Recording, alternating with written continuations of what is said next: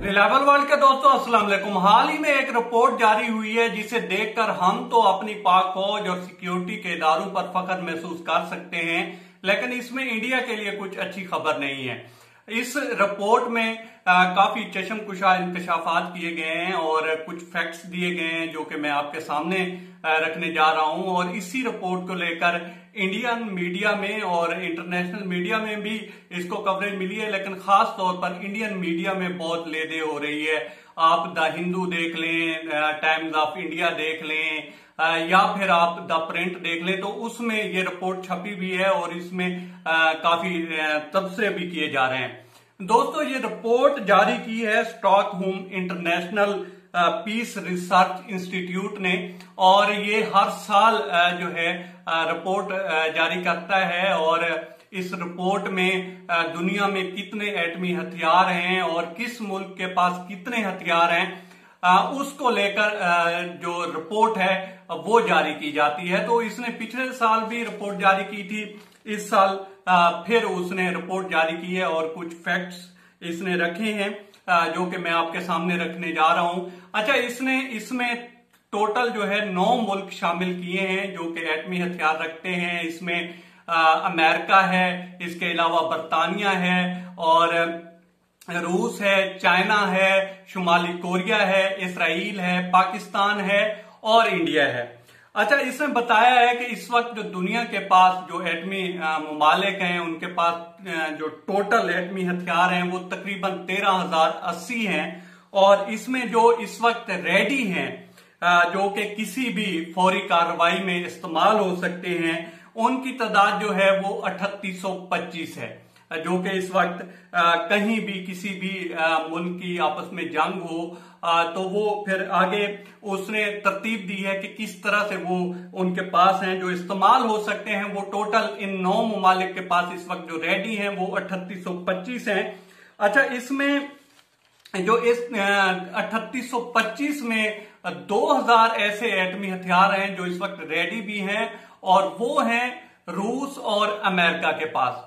इसके बाद जो है नंबर आता है इसराइल का, जिसके पास तकरीबन 90 हैं, और शुमाली कोरिया के पास कहा जाता है कि 50 या 40 इनके दरमियान भी हो सकता है, नहीं तो 40 से 50 एटमी जो हथियार हैं जो कि इस वक्त रेडी हैं किसी भी कार्रवाई में इस्तेमाल होने के लिए, वो शुमाली कोरिया के पास हैं।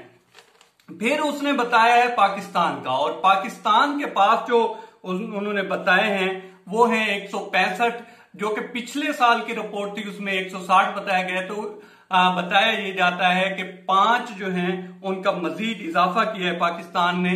और जो चाइना है उसके पास है 350, और फिर इंडिया के पास जो है वो है 156।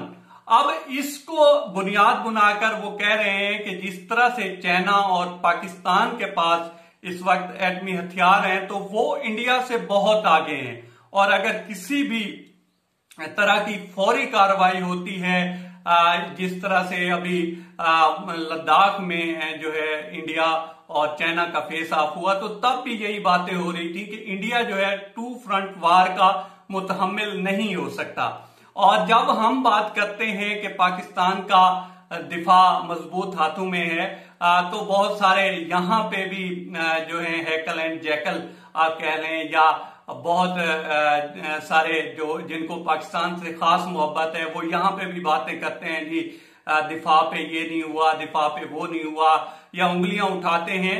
तो उनके लिए ये जो रिपोर्ट है वो उनके मुंह पे एक यूं कह लें कि एक जोरदार थप्पड़ है कि भाई इस रिपोर्ट को देखें तो आपको पता चलेगा कि पाकिस्तान जो है किस तरह से आगे बढ़ रहा है। और पाकिस्तान का जो दिफा है वो हम नहीं कह रहे, यहाँ के इदारे नहीं कह रहे, वो इंटरनेशनली जो है रिकॉग्नाइज किया जा रहा है कि पाकिस्तान का जो दिफा है वो मजबूत हाथों में है। अब ऐसा नहीं है कि कोई धमकी देगा या कोई चढ़ाई करेगा तो उसका जवाब नहीं दिया जाएगा। और उसका जो आपने आखिरी जो एक मार्का हुआ पाकिस्तान और इंडिया का, उसमें आपने हाल देख ही लिया था कि किस तरह से पाकिस्तान ने इंडिया के मुंह पे जोरदार तमाचा मारा था। और 2-3 दरख्त और जो एक कवा था उसका बदला लिया था, 2 जहाज गिराए थे और 1-2 इंडिया ने खुशी में अपने ही गिरा दिए थे कि उनमें हड़बड़ी इतनी बची थी।